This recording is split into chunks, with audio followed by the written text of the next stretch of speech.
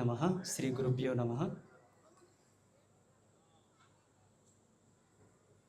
వేదిక పైన ఉన్నటువంటి పెద్దలకు, అలాగే వేదిక ముందున్నటువంటి నా తల్లులకు, నా తండ్రులకు,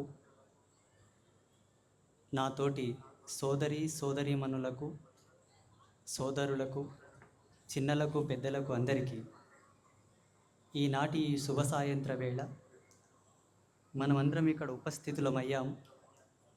అదంతా భగవత్ కృప, భగవంతుని యొక్క ఆశీస్సులు. సిద్ధాంతం పరంగా, స్పిరిచువల్ ప్రకారంగా మేము నమ్మే సత్యం ఏంటంటే, శివాజ్ఞ లేనిది చీమైన కుట్టదు,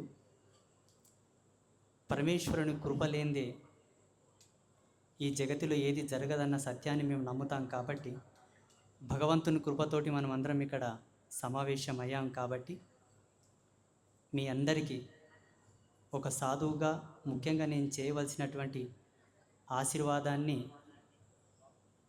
ముఖ్యంగా మొదట ఇస్తూ, ఆనాటి వేదకాలం నుంచి ఈనాటి సమయం వరకు ప్రతి ఒక్కరూ ఒక సాధువుతోటి ఎక్స్పెక్ట్ చేసేది ఒకటే, ఆశీర్వాదం.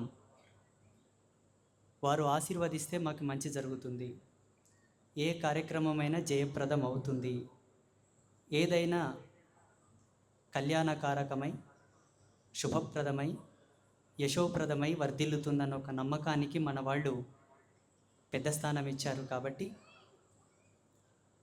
ఈనాటి ఈ సమావేశానికి వచ్చిన మీ అందరికీ, అలాగే వీడియో రికార్డ్ చేస్తూ ఈ వీడియోను అప్లోడ్ చేసిన తర్వాత చూసే ప్రతి ఒక్కరికి కూడా భగవతి కృపను ప్రసాదిస్తూ, అంబాత్రయ క్షేత్రంలో విరాజిల్లుతున్నటువంటి శ్రీ మహాకాళి, మహాలక్ష్మి, మహాసరస్వతుల యొక్క ఆశీర్వాదాన్ని ప్రసాదిస్తూ, అలాగే ఒక సంతుగా, ఒక సన్యాసిగా, ఒక సాధువుగా మా యొక్క అనేక మంగళాశాసనాలు తెలియపరుస్తూ, మీ అందరికీ సర్వకాల సర్వావస్థల యందు సుఖ, సౌఖ్య, సమృద్ధి, ధన, ధాన్య, సంతతి, సమృద్ధి, యశస్సు, ఐశ్వర్యం, ఆరోగ్యం అన్నీయు సర్వకాల సర్వావస్థల యందు సిద్ధించాలని మనసుపూర్తిగా నేను కోరుకుంటూ ఆశీర్వాదం చేస్తున్నాను.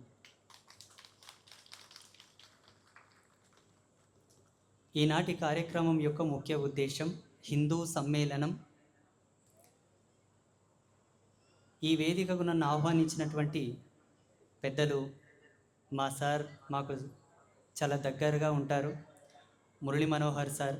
వారికి ఒకసారి గట్టిగా చప్పట్లు కొట్టాలి. వారి కృషి ఈ సమాజానికి చాలా ఉన్నది. సనాతన సమాజానికి, మన హిందూ సమాజానికి వారు ఎంతగానో కృషి చేస్తున్నారు. చాలా దూరదృష్టి కలిగిన వాళ్ళు, చాలా అద్భుతమైనటువంటి జాతీయ అభ్యుదయ భావాలు కలిగిన గొప్ప వ్యక్తి. వారు నాకు ఫోన్ చేశారు, స్వామీజీ మీరు తప్పకుండా ఈ వేదికకు రావాలి, ఈ కార్యక్రమానికి రావాలి అని. ఆల్రెడీ ఈరోజు ఒక 3 ప్రోగ్రామ్స్ డిసైడ్ అయి ఉన్నాయి. ఒక కార్యక్రమానికి అటెండ్ అయ్యి వస్తున్నాను, ఇది రెండవది. ఇంకో కార్యక్రమానికి ఇప్పుడు అటెండ్ అవ్వాలి. కాబట్టి సార్ అంటే నాకు చాలా గౌరవం, మర్యాద, చాలా గొప్ప స్థానం వారికి నా మనసులో ఇచ్చాను. నేను వారి మాటను కాదనలేపక నేను తప్పకుండా వస్తానండి. వచ్చిన వెంబడిని నాకు మైక్ ఇవ్వండి, కేవలం ఆశీర్వాదం మాత్రమే చేసి ఆ వేదికను ఒక శోభాయమానంగా అందరినీ ఒక ఉల్లాసభరితంగా ఉత్తేజపరిచి నేను వెళ్ళిపోతాను. ఇంకొకరు కూడా ముందుగానే మాటిచ్చాను కాబట్టి, నేను కోరాను కాబట్టి నాకు ముందుగా అవకాశం ఇప్పించారు. వారికి ధన్యవాదాలు ప్రత్యేకంగా. అలాగే సనాతన ధర్మంలో మనం ప్రత్యేకంగా నేర్చుకోవలసిందంటూ ఏమీ లేదు.